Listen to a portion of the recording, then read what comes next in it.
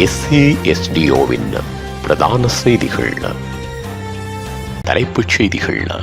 தமிழ் பிரதேசங்களில் ஆயுத குழுக்களுடன் நடமாடிய தலிபான்கள் அதிர்ச்சி தரும் புலனாய்வு நடவடிக்கை. செம்மணி மருத புதைகுழி தொடர்பில் குரல் கொடுக்கும் தென்னிந்திய திரைப்பட நடிகர். கருப்பு ஜூலை நாளை வெள்ளையடித்த அமைச்சர் சந்திரசேகரர் அர்ச்சுனா எம்பியின் குற்றச்சாட்டு. வாயை மூடிக்கொண்டிருங்கள், மன்னிப்பு கோருனார் ஹருணி. 241 உயிர்களை பறித்த அகமதாபாத் விமான விபத்து எழுந்துள்ள குற்றச்சாட்டு. தொடர்பன விரிவான செய்திகள். தாயக செய்திகள். இறுக்கமான இஸ்லாமிய சட்டங்கள் இலங்கையில் உள்ள சில கிராமங்களிலும் உள்ளது என்றால் அதனை எல்லோராலும் நம்ப முடியாது. ஆனால் சில நேரடி சாட்சியங்களை கேட்டபோது அதனை நம்பாமல் இருக்க முடியவில்லை. முஸ்லீம் ஆயுதக்குழு ஒன்றின் முன்னர் அங்கம் வகித்து பின்னர் ஸ்ரீலங்கா இராணுவ புலனாய்வு பிரிவுடன் சேர்ந்து செயற்பட்டு தற்போது அந்த செயற்பாடுகளிலிருந்து விலகியும் அரசு சாட்சியாக மாறிய ஒருவர் செய்தியாளர்களுக்கு வாக்குமூலம் அளித்துள்ளார். இந்த ஆயுத குழுக்களினால் மேற்கொள்ளப்பட்ட ரஷ்யா கொலைகள் பற்றிய பல விவரங்களையும் அதற்கான ஆதாரங்களையும் தெரிவித்த அவர் மனங்களை கலங்கடிக்கக்கூடிய பல விடயங்களை தெரிவிக்கின்றார். எல்லா தேசங்களிலும் மண்ணை தோண்டினால் வளங்கள் தான் கிடைக்கும். ஆனால் ஈழ தேசத்தில் மட்டும்தான் எங்கு தோன்றினாலும் பிணங்கள் கிடைக்கின்றன என்று தென்னிந்திய நடிகர் சேது கருணாஸ் தெரிவித்துள்ளார். இப்போது அந்த பிணங்கள் காலத்தின் கரையான் அரித்து எலும்பு கூடுகளாக மாறி ஈழத்தில் நிகழ்ந்தது இனப்படுகொலைதான் என்பதை அடையாளம் காட்டுகிறது. செம்மணி மருத புதைகுழியானது தமிழின படுகொலையின் சாட்சியாகவும் எனவும் குறிப்பிட்டுள்ளார்.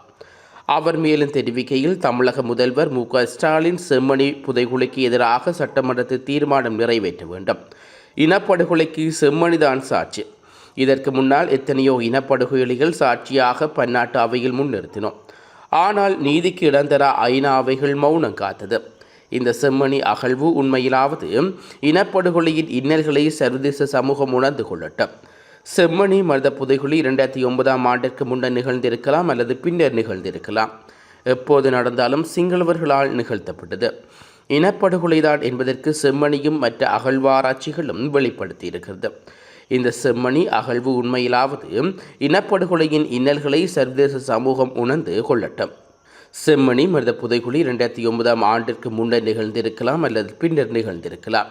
எப்போது நிகழ்ந்தாலும் சிங்களவர்களால் நிகழ்த்தப்பட்டது. இனப்படுகொலைதான் என்பதற்கு செம்மணியும் மற்ற அகழ்வுகளும் வெளிப்படுத்தியிருக்கிறது. செம்மணி நமது தமிழின படுகொலைக்கு சாட்சியாதற்கு அடையாளமானாலும் இன்னும் இதுபோன்ற தோண்டப்படாத அகழ்வாராய்ச்சிகள் இன்னும் எத்தனையோ உள்ளது. காலம் ஈழத்தமிழர்களுக்கு நல்ல தீர்ப்புகளை வழங்கும். நாம் தொடர்ந்து போராடுவோம் என்றும் குறிப்பிட்டுள்ளார். கருப்பு ஜூலை நாளை வெள்ளையடிக்கும் விதமாக அமைச்சர் சந்திரசேகரும் நாடாளுமன்ற உறுப்பினர் இளங்குமரனும் நேற்றைய தினம் யாழில் விழா ஒன்றினை கொண்டாடியிருந்தார்கள் என்று நாடாளுமன்ற உறுப்பினர் அர்ச்சுனா ராமநாதன் தெரிவித்துள்ளார். நேற்றைய தினம் நாடாளுமன்ற அமர்வில் கலந்து கொண்டு கருத்து தெரிவித்த போதே அவர் இவ்வாறு குறிப்பிட்டுள்ளார். தொடர்ந்து கருத்து தெரிவித்துள்ள அவர், காலகாலமாக மற்ற அரசாங்கங்கள் தமிழ் மக்களுக்கு என்ன செய்ததோ அதனையே அனுர அரசாங்கம் செய்கிறது. ஜேவிபி அரசாங்கத்திடம் அடிப்படை கல்வி தகுதியுடைய ஒருவரை அமைச்சராக்குமாறு கேட்டுக்கொள்கிறேன்.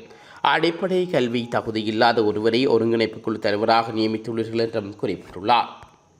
சபாநாயகர் ஜெகத் விக்ரமரட்னவை நேற்றைய தினம் வாயை மூடச் சொன்னதற்காக ஐக்கிய மக்கள் சக்தியின் நாடாளுமன்ற உறுப்பினர் ரோஹிணி கவிரட்ன இன்று நாடாளுமன்றத்தில் மன்னிப்பு கோரினார். சபாநாயகர் அந்த நேரத்தில் நடந்து கொண்ட விதம் காரணமாக நான் ஆக்ரோஷமான வார்த்தைகளை பயன்படுத்த வேண்டிய கட்டாயம் ஏற்பட்டது. அதற்கு மன்னிப்பு கேட்டுக்கொள்வதாக ரோஹிணி கவிரட்ன கூறியுள்ளார். அத்துடன் சபை முதல்வர் விமல் ரத்நாயக்க தனது சிறப்புரிமைகளை மீறியதாக நாடாளுமன்ற உறுப்பினர் ரோஹிணி கவிரட்ன குற்றம் சுமத்தினார். நான் ஒரு கொலைகாரனின் மகள் என்று சபை முதல்வர் கூறினார்.